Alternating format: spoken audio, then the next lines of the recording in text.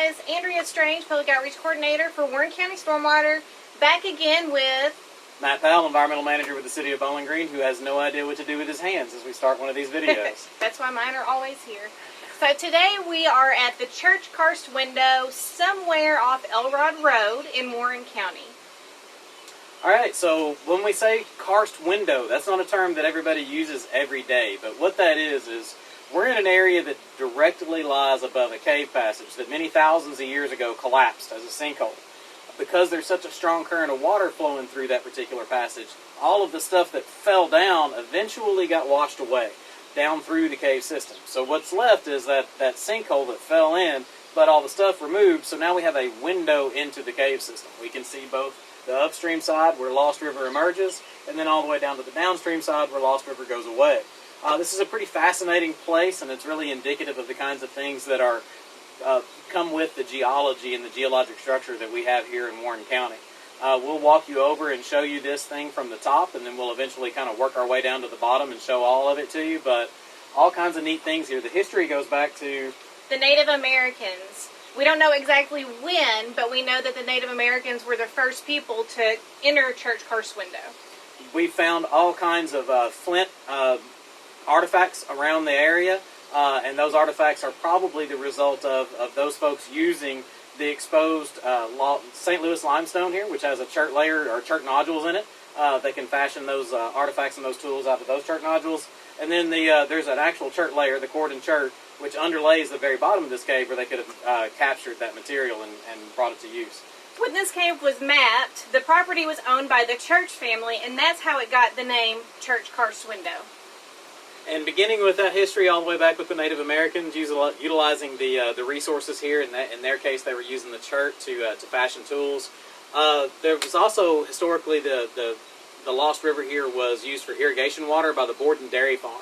And some of the remnants of that operation are still here. We're standing in a pump station all the way at the top of the hill, and we can show you some of the pipeworks and stuff that still kind of remains below. It's all kind of gradually being erased by time, but there's still some indicators here of the long history of the use of this place. And Matt mentioned Lost River. This cave is connected to Lost River Cave. So the water that we're going to show you down there is part of Lost River. Yeah, absolutely. It is the Lost River stream upstream of Lost River Cave and Valley. It's going to gather more water as it moves down through here. All right, you guys ready to check it out? Let's go.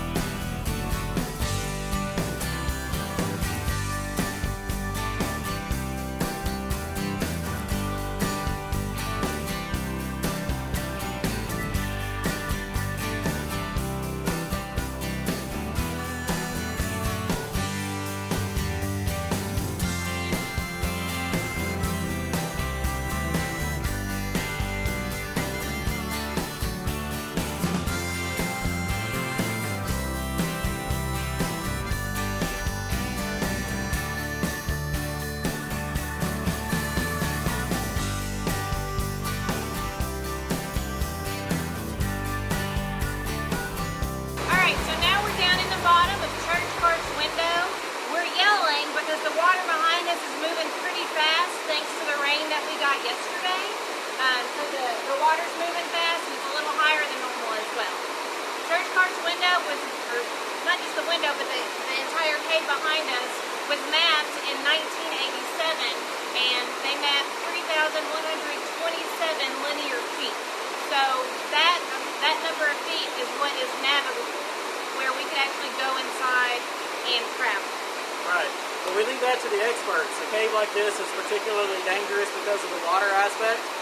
That both causes the oxygen levels to drop as you wind up with decreased headspace, and then of course just the physical hazard of drowning or being trapped by the water. This is one of my favorite places in Warren County to come to. I get to come out here about 4 times a year because this is one of our ambient monitoring locations.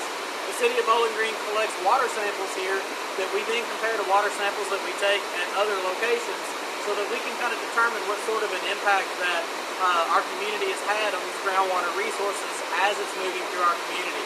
This is upstream of the city, so we compare this to the downstream side and we see what those distinctions are.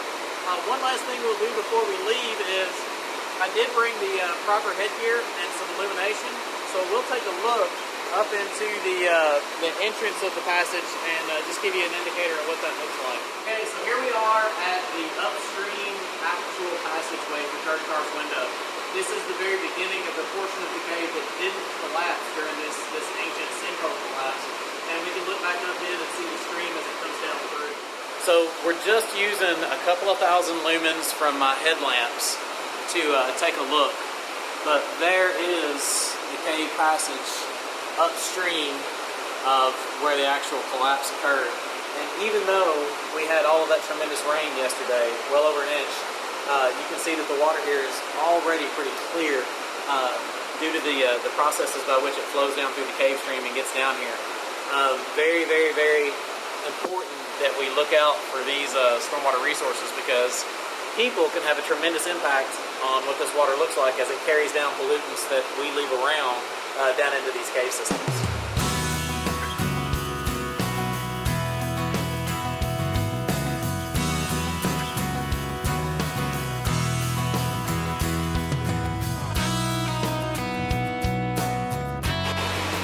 Okay, so we are down in the cave, and Matt is doing this because he's an experienced professional, and I'm staying out of the water because I'm not. But he's going down in the creek, and he's going to try to find some crawfish.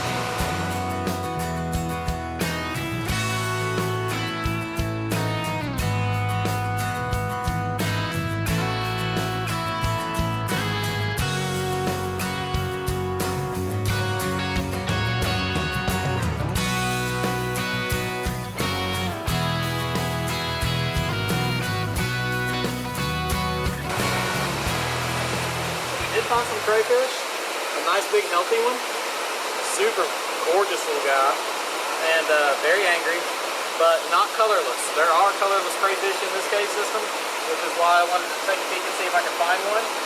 But what we came up with was some other species. This one does have color, but very healthy, very active, and very angry. So we're going to let him go.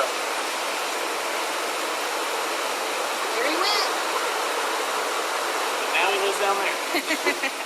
All right, so we have just exited Church Karst Window, and we're on our way up to the top now.